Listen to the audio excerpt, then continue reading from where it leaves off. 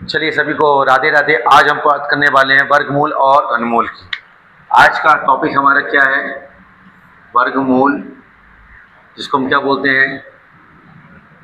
Square root, ठीक है, और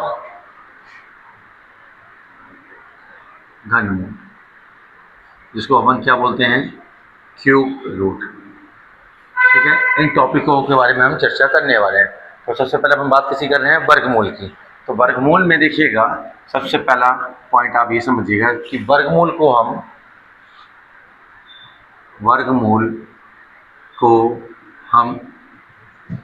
ठीक है, रूट के फॉर्म में देख रहे हैं, या ब्रैकेट में कुछ भी मान लिखा होगा उस पर घात क्या लिखेंगे 1/2, या फिर ब्रैकेट में कुछ भी मान लिखा होगा उसकी घात के रूप में 0.5, ठीक है ना। तो वर्गमूल को हम इन तरीकों से दर्शा सकते हैं, या तो ऐसा, या तो फिर ऐसा, या तो फिर ऐसा, कि रूप में दर्शा सकते हैं, ठीक है। तो जैसे एग्जांपल समझिएगा, जैसे, ठीक है, जैसे आपको लिखा हुआ है √196, या फिर मैं इसको क्या लिख सकता हूँ? 196 की पावर 1/2, या फिर मैं क्या लिख सकता हूँ? अब 196 की पावर 0.5। इसमें से अगर कुछ भी आए तो इसका जो ये किसका वर्गमूल हो जाएगा? ये हो जाएगा आपका 14 का। क्या ये बात समझ में आ रही है आपको? क्लियर है? ठीक है ना। तो दूसरा पॉइंट हम डिस्कस करने वाले हैं पूर्ण वर्ग संख्याएं। क्या बात करने वाले हैं? पूर्ण वर्ग संख्याएं। दूसरा क्या रहा आपका? पूर्ण वर्ग संख्या। तो वे संख्याएं जिनका पूरा पूरा वर्गमूल निकलता हो, तो पूर्ण वर्ग संख्याएं कहलाती हैं। और समय जिनका भी पूरा पूरा वर्गमूल निकलेगा वे सभी क्या कहलाएंगी? पूर्ण वर्ग संख्याएं।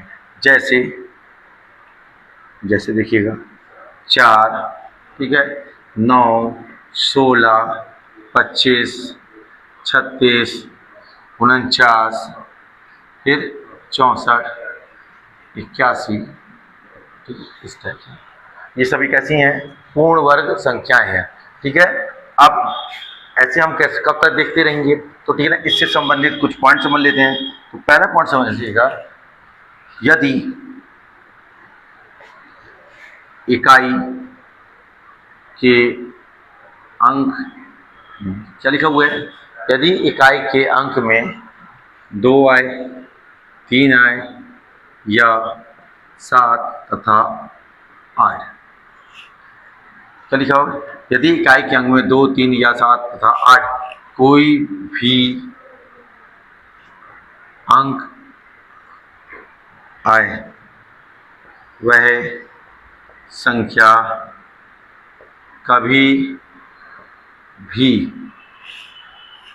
पूर्ण वर्ग नहीं होगी। क्या ये बात समझ में आई? क्या क्या बोला मैंने आपसे? 2, 3, 7, 8।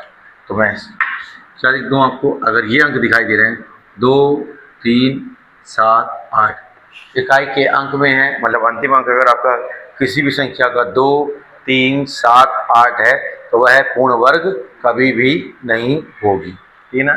फिर दूसरा पॉइंट, ठीक है, अब दूसरा पॉइंट समझिए। पूर्ण वर्ग संख्याओं के अंकों का योग सदैव, क्या लिखा हुआ है? पूर्ण वर्ग संख्याओं के अंकों का योग सदैव, ठीक है। ये 4, 7, तथा 9। ठीक है, क्या लिखा हुआ है?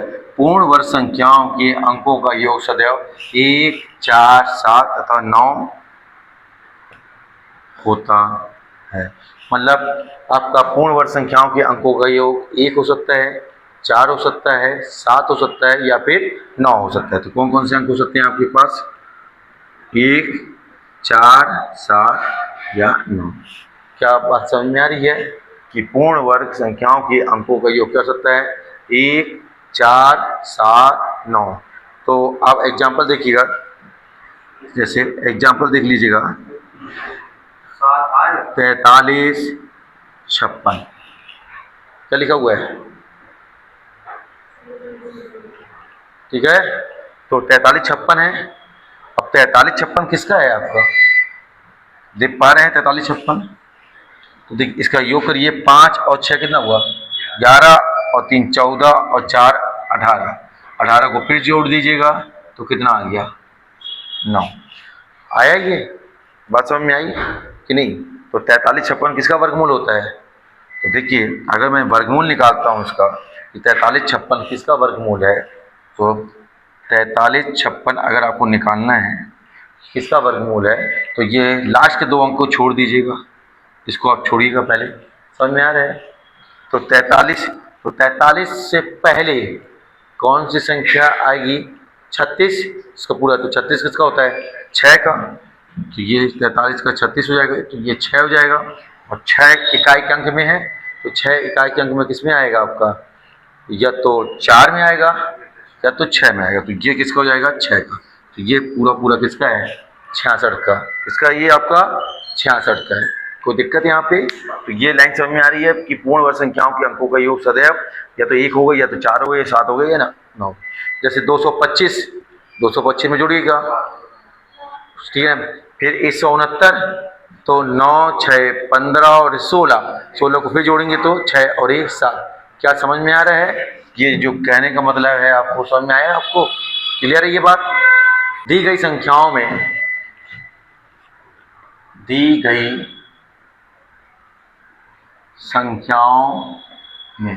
क्या लिखा हुआ है आपको? दी गई संख्याओं में 2-2 अंकों के जितने जोड़े बनते हैं, 2-2 अंकों के जितने जोड़े बनते हैं। क्या लिखा हुआ है? दी गई संख्याओं में 2-2 अंकों के जितने जोड़े बनते हैं उनके वर्गमूल में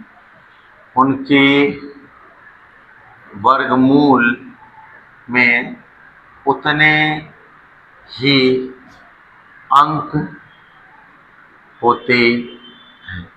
ये बात समझ में आ रही है? दी गई संख्याओं में 2-2 अंकों के जितने जोड़े बनते हैं उनके वर्गमूल में उतने ही अंक होते हैं।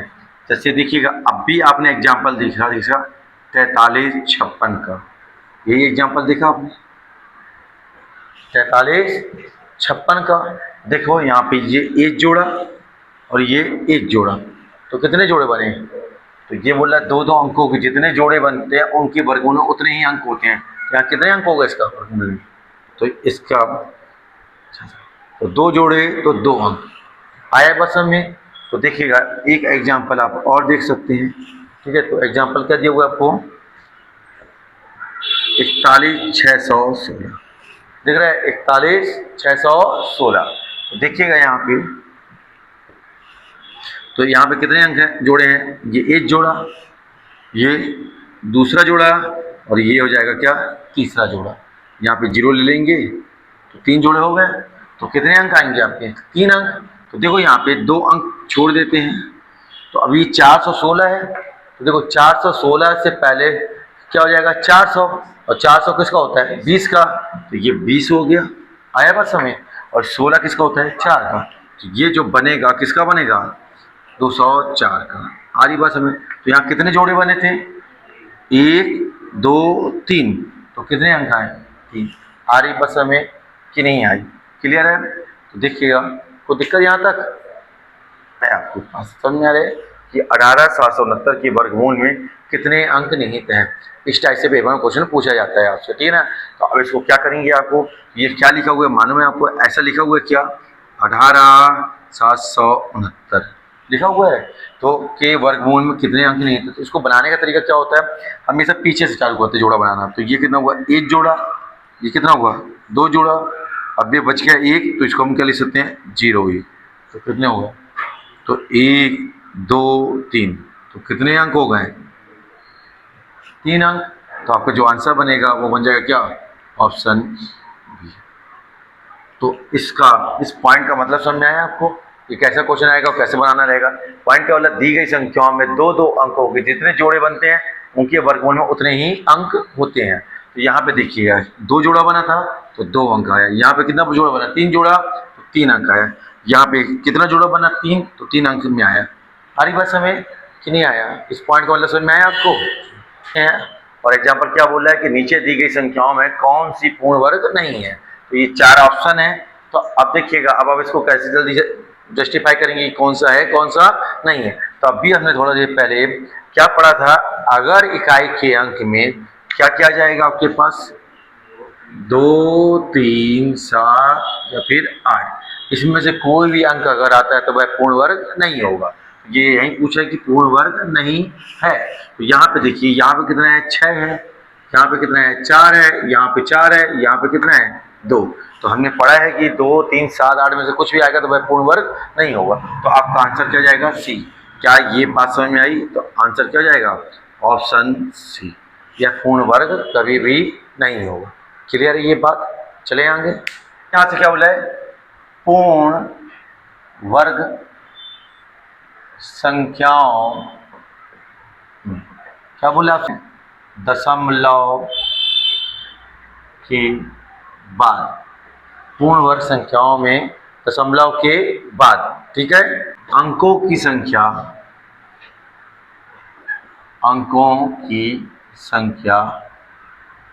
सम होती है। अब देखिए अगला पॉइंट हम क्या डिस्कस करने जा रहे हैं। अगला पॉइंट ये बोल रहा है कि पूर्ण वर्ग संख्याओं में दशमलव के बाद अंकों की संख्या सम होती है। क्या ये बात समझ में आ रही है, तो एग्जाम्पल से समझिएगा, ठीक है। एक एग्जाम्पल है आपके पास 0.9, ठीक है, और एक एग्जाम्पल है आपके पास 0.09, ठीक है, क्लियर है। तो देखिएगा, तो ये क्या बोल रहे हैं, पूर्ण वर्ग संख्याओं में दशमलव के बाद अंकों की संख्या सम होती है। तो यहाँ पे क्या है, विषम है, और यहाँ पे क्या है, सम है। 2 अंक है ना, तो 2 कैसा है, सम है। यहाँ कितना अंक है, 1, तो क्या है, विषम है। तो देखिएगा यहाँ पे भी 9 है, यहाँ पे भी 9 है, यहाँ पे दशमलव के बाद 1 अंक है तो मतलब विषम है, या दशमलव का कितना अंक है, 2 अंक है तो सम है। तो इसका रिजल्ट क्या जाएगा, 2 है। जितने भी सम अंक होंगे, मतलब अगर मान लो 4 है तो 4 का आधा 2, 2 है तो 2 का आधा 1, 6 है तो 6 का आधा 3, 8 है तो 8 का आधा 4, उस हिसाब से रिजल्ट। 9 है, सबसे पहले पॉइंट वगैरह बोलिए, 9 है तो 9 किसका होता है, 3 का। तो 2 है तो 2 का आधा 1, 1 अंक के पहले पॉइंट लग जाएगा। तो ये सम वाला केस समझ में आया आपको। तो जितने भी अंक होंगे, मान लो 4 अंक है दशमलव का, तो उसका जो फाइनल रिजल्ट आएगा वो 2 अंक में आएगा दशमलव। अगर 6 है तो 3, 8 है तो 4, जैसे यहाँ पे कितना था, 2 था तो 2 का आधा कितना हुआ, 1, तो 1 अंक के पहले पॉइंट लग गया। अब लेकिन अब इसका हल क्या आएगा, तो इसका जो रिजल्ट आता है 0.948 आया। तो विषम के केस में मान बदल गया, सम के केस में भी मान चेंज हो गया। क्या समझ में आया आपको कि इसका आंसर क्या आएगा और इसका आंसर क्या आएगा। इसका आएगा 0.3 और इसका क्या जाएगा 0.948। कोई दिक्कत यहाँ तक। एक एग्जांपल और देख लीजिए, जैसे मान लो 0.032 दिख रहा है। तो देखिए सबसे पहले 324 किसका होता है, 18 का होता है, तो ये 18 लिखिएगा, लिखा आपने 18। अब कितने अंक हैं, 1 2 3 4, तो 4 सम है, तो 4 का आधा कितना होगा 2, तो 2 अंक आप ऑलरेडी लिखा हुआ है, यहाँ पे पॉइंट लगा दीजिए। क्या ये बात समझ में आई? ये पॉइंट क्लियर हुआ? जो लिखा हुआ है आपको, क्या लिखा हुआ है? पूर्ण वर्ग संख्याओं में दशमलव के बाद अंकों की संख्या सम होती है। बात समझ में आ रही है? तो सम वाला केस देख पा रहे हैं। देखिए कुछ पॉइंट और डिस्कस करते हैं। तो देखिए रूट ए का गुणा अगर हम रूट ए से करेंगे, ठीक है ना, तो इसका जो रिजल्ट आएगा वो क्या जाएगा? ए का आएगा। आ रहा बस हमें, यदि हम रूट ए का गुणा रूट ए से फिर गुणा रूट ए करेंगे, आ रही बस हमें, तो इसका क्या जाएगा बताइए? तो इसका देखो, इसका क्या रिजल्ट आएगा? ए और रूट ए आ जाएगा। क्या ये बात सबको समझ में आ रही है? जब रूट यहाँ पे कोई भी संख्या होगी, जिस संख्या रूट के फॉर्म में मान लिखा हुआ है और यहाँ भी उसी रूट के फॉर्म में लिखा हुआ है, तो इसका रिजल्ट वही संख्या आ जाएगी। आ रही बस हमें? यहाँ पे बात सबको समझ में आ रही है? इसके बाद अगर मान लो ऐसा लिखा हुआ है रूट ए गुणा रूट बी, तो इसका मान क्या जाएगा आपके पास? Root A B. कोई दिक्कत यहाँ पे बताइए? तो अगर चाहो तो आप एग्जाम्पल के थ्रू भी समझ सकते हो, ठीक है। मान लो लिखा हुआ है रूट 5 गुणा रूट 5, तो इसका क्या आ जाएगा? 5 आ जाएगा। क्या बात समझ में आई? और इसको अगर अपन करेंगे तो देखिएगा, इसको अगर अपन करते हैं तो रूट 5 गुणा रूट 5 गुणा रूट 5, तो क्या जाएगा आपके पास? 5 रूट 5 आ जाएगा क्या? ठीक इसी प्रकार से मान लो अगर लिखा हुआ है आपके पास रूट 2 और रूट 3, तो ये क्या जाएगा? 2 तिया 6, इस तरीके से लिखा जा सकता है। बताइएगा क्या आपको ये बातें समझ में आ रही है कि नहीं आ रही है? क्लियर है ये बात सबको? ठीक है। अगर मान लो लिखा हुआ है रूट ए गुणा रूट बी गुणा रूट सी, तो इसको हम क्या ले सकते हैं? रूट ए बी सी लिख सकते हैं। तो देखिए जैसे मान लो लिखा हुआ है रूट 2 रूट 3 और रूट 4, तो ये कितना जाएगा? कुछ समझ में आ रही है बातें? यहाँ तक कोई दिक्कत किसी को? बताओ भाई, क्लियर है ये बात कि नहीं आ रहा समझ में? तो अब फिर मान लो अगर ऐसे लिखा हुआ है रूट ए बी, तो इसको मैं क्या लिख सकता हूँ? रूट ए रूट बी। क्या लिखा जा सकता है? ए प्लस बी लिखा हुआ है, तो ये कभी भी root A plus root B के बराबर नहीं है। आ रही बात समझ में? तो इसको एग्जाम्पल के माध्यम से समझे। मान लो लिखा हुआ है आपके पास कितना? 4 + 9, ठीक है। तो 4 + 9 कितना हो जाएगा? रूट 13 हो जाएगा। तो मैंने क्या बोला है, तो देखो यहाँ पे root 4 + 9 not equal to root 4 + root 9। बस समझ में आ रहा है? देखो तो ये कितना हो गया? रूट 13, जो कि बराबर नहीं है। ये किसका होता है मान? 2 का, और ये किसका होता? 3। 2 और 3 कितना हो गया? 5। क्या बराबर आ रहे हैं? बताइए बराबर नहीं आ रहे ना? तो बात समझ में आ रही है? ए प्लस बी का मान not equal to root A plus root B की, इस मान के बराबर नहीं आ रहा। ये पॉइंट समझ में आया आपको? यहाँ किसी को कोई दिक्कत? बताओ भाई, क्लियर है ये? अब अपन बात कर रहे हैं वर्गमूल ज्ञात करने की विधियाँ। वर्गमूल ज्ञात करने की विधियाँ। क्या लिखा हुआ है? वर्गमूल ज्ञात करने की विधियाँ। तो सबसे पहले कौन सी है आपकी? अभाज्य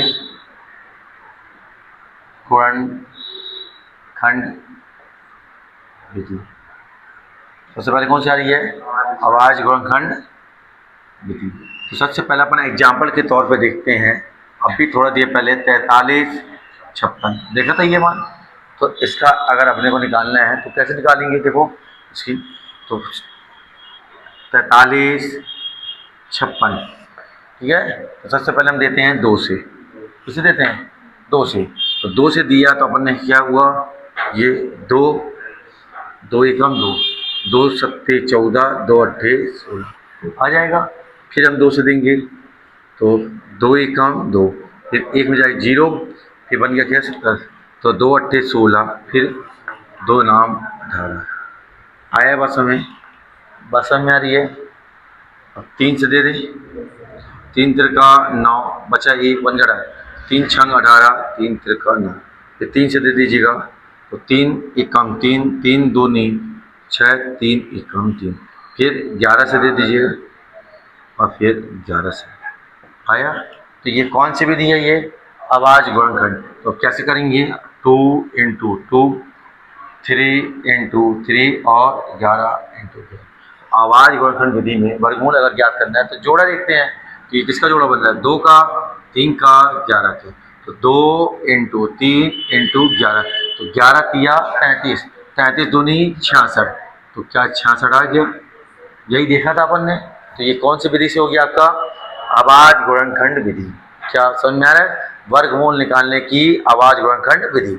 अब हम देखेंगे दूसरी विधि कौन सी है? भागफल विधि। आवाज गुणनखंड निकालने की भागफल विधि। तो दूसरी कौन सी आ रही है? भाग विधि। ठीक है, तो देखिएगा आपके पास एक वैल्यू आई थी 0.9, यही आई थी। तो अपन ने उसका डेढ़ मान क्या लिख दिया था? 0.948। तो आपके मन में ये बात उठी थी कि ये वाली वैल्यू को सीधे ऐसे कैसे लिख दिया गया था? बात समझ में आ रही थी? इसका वर्गमूल था और ये मान कैसे आ गया था, यही था आपके मन में। तो देखो अब भाग विधि से इसको अपन हल करते हैं। तो भाग विधि से निकालने का तरीका क्या है? 0.9 आया बात समझ? कोई दिक्कत यहाँ पे? तो यहाँ पे देखिएगा, इसको बनाना है अपने को जोड़े के रूप में। तो कम से कम अपन क्या है, 6 स्थान, पॉइंट के बाद कितना 6 स्थान तक निकालते हैं। तो एक वैल्यू तो लिखी है, 5 और लिखते हैं तो 0 लगाते हैं। 1 2 3 4 5। क्या ये बात समझ में आई? तो ये हुआ 1 जोड़ा, ये हुआ 2 जोड़ा, ये हुआ 3 जोड़ा। आया बात समझ? तो पॉइंट ये लगा हुआ, तो पहले यहाँ पॉइंट लगा दो। अब पहले अपन इसको फोकस करेंगे, ठीक है ना। तो यहाँ पे ऐसा मान लेना होता है, यहाँ पे ऐसा मान लेते हैं, जो मान यहाँ लिखते हैं वही मान यहाँ लिखते हैं, बस समझ आ रही। और दोनों का गुणा कराते हैं, फिर वो लिखते हैं अंदर, और फिर उसी जिस मान से अपन ने गुणा कराया उसी मान को जोड़ के नीचे लिखते हैं। कैसे? और 90 है तो 90 क्या होगा? 9 नाम 81। तो ये अगर मैंने यहाँ 9 लिया, 9 यहाँ भी लिख दूंगा, तो 9 नाम 81 ये आया, और जिससे हमने गुणा किया उसी को जोड़ना होता है। बस समझ में आ रहा है? तो ये 9 9 कितना हो गया? 18 हो गया। और 9 नाम 81 कितना बचा? 9। अब ये उतर के आएगा दोनों 0। आया बात समझ? अब देखो, अब मैं अगर यहाँ पे लेता हूँ, यहाँ पे जो भी मान लेना पड़ेगा उसी से गुणा कराना पड़ेगा। तो यहाँ पे अगर मैं मान लो 5 लेता हूँ तो 18 पंचे 90, और फिर मान इससे थोड़ा सा ज़्यादा हो जाएगा। तो मुझे क्या लेना पड़ेगा? 4। तो जो 4 यहाँ लिखूंगा वही 4 यहाँ लिखूंगा, जो ये लिखूंगा इसी को यहाँ पे जोड़ना रहेगा। क्या बात समझ में आ रही है? जो यहाँ लिखना रहेगा उसको यहाँ भी लिखना पड़ेगा, उसी को जोड़ना पड़ेगा। तो 4 चौको कितना हुआ? 16, हासिल की 1, 18 चौको 72 और 1 73। बात समझ में आ रहा है? तो 4 और 4 कितना हो गया? 8, ये 8, ये 1 हो गया। अब यहाँ 10 में से 6 गया, कितना हुआ? 4, और यहाँ 9 में से 3 गया तो 6, और यहाँ कितना बचा? 8 में से 7 गया तो 1। अब क्या आ जाएगा? कोई दिक्कत? ठीक है ना। अब यहाँ पे हम क्या ले लेंगे? 8 यहाँ लेंगे तो 8 यहाँ भी लेना पड़ेगा, 8 यहाँ भी लेना पड़ेगा। कोई दिक्कत यहाँ पे? तो देखो 8 रहियाँ 64 की 4, हासिल की 6, फिर 8 रहियाँ 64 और 6 कितना हुआ? 70, हासिल की 7, फिर 8 रहियाँ 64 और 7 कितना हुआ? 71, 71 की 1, हासिल की 7, ठीक है ना। फिर 8 एकम 8 और 7 15। क्या ये बात समझ में आई आपको? तो कि 10 में से 4 गया तो कितना है? 6, यहाँ कितना बचा? 9, और 3 में से 1 गया तो 2। क्या ये बात समझ? 6 में से 5 गया तो 1। कोई दिक्कत बताइएगा? अब यहाँ पे हम जाके रुक जाएंगे। तो ये बात समझ में आई? कम से कम 3 पॉइंट तक निकालते हैं। तो ये बात क्लियर हुई? तो क्या वही मान आ गया जो मान हमने डायरेक्ट लिख दिया था? तो ये आपको भाग विधि समझ में आई? तो भाग विधि कैसे लगाई जाती है? जिस संख्या से यहाँ पे गुणा कराएंगे उसी संख्या को जोड़ के लिखते जाएंगे, और इस तरह से अपना हल करेंगे। तो भागफल विधि से अब जब भी विषम आएगा तो विषम के केस में हमको भागफल विधि लगानी पड़ेगी। बात समझ में आ रही है? तो विषम के केस में क्या लगाना पड़ेगा? भागफल विधि। भागफल विधि कैसी लगाई जाएगी, क्लियर है सबको? चलिए, आपकी मांग है तो एक और देख लेते हैं एग्जाम्पल। जैसे आपके पास आ गया एक एग्जाम्पल सर, 0.8 दिख रहा है, तो 0.8 का अपन और देखते हैं, ठीक है? देखिए इसको अपन कैसे करेंगे, 0.8, अब कितने जीरो लगाने हैं आपको? 5, तो 1 2 3 4 5, बस समझ में आ रहा है? तो ये हो गया कितना, एक जोड़ा, दूसरा, तीसरा, क्लियर है?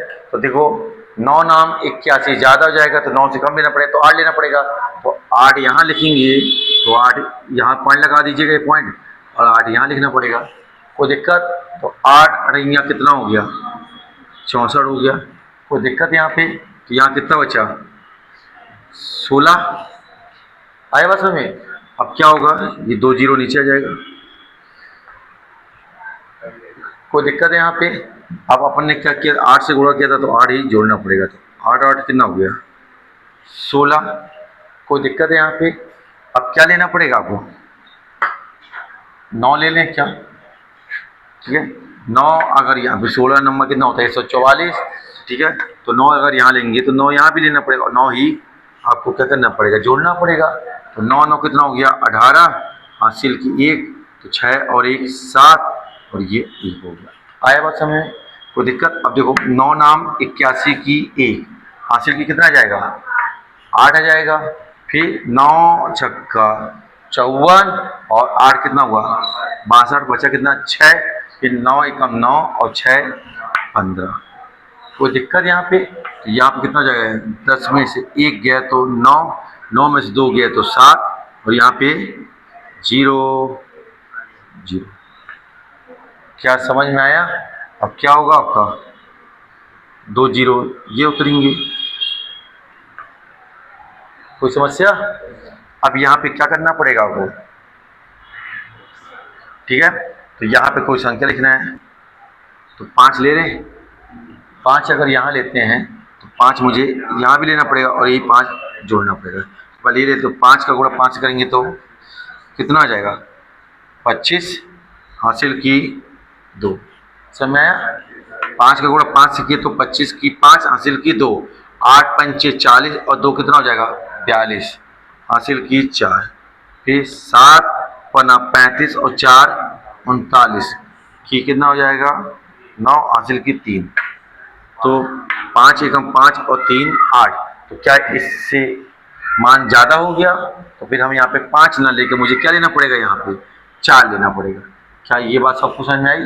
मान ज़्यादा नहीं होना चाहिए, तो क्या लेंगे अपन इसके 5 यहाँ, अब लेंगे अपन कितना, 4। क्या ये बात समझ में आई लेने का तरीका? अब 4 लेंगे, ठीक है?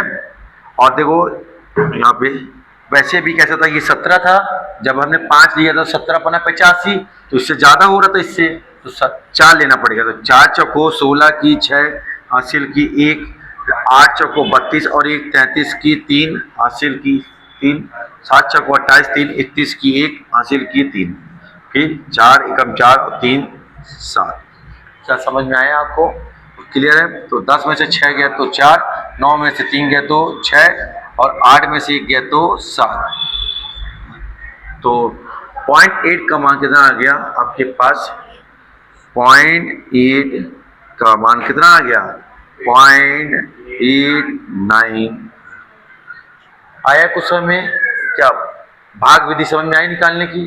बताओ भाई, बनेगा? अब हम अगला कॉन्सेप्ट पढ़ने वाले हैं, संख्या का इकाई अंक।